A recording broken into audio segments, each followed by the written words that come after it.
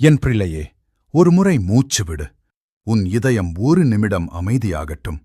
யாரும் உன்னை பார்க்கவில்லை என்றும் கேட்கவில்லை என்றும் உனக்கு தோன்றும் நாட்கள் உண்டு என்று நான் அறிவேன். உன்னுடைய ஜெபங்கள் பரலோகத்தை எட்டுகிறதா என்றும் உன் உரைப்பிற்கு பலன் உண்டா என்றும் நீ சந்தேகப்படலாம். ஆனால் இந்த உண்மையை உறுதியாக பற்றிக்கொள். தேவன் உன்னை மறக்கவில்லை, ஒரு நிமிடம் கூட. உன்னுடைய ஒவ்வொரு கண்ணீர் துளியையும் தேவன் எண்ணுகிறார் என்றும் அவை வீணாக போகாது என்றும் திருவசனம் நமக்கு நினைவுறுத்துகிறது.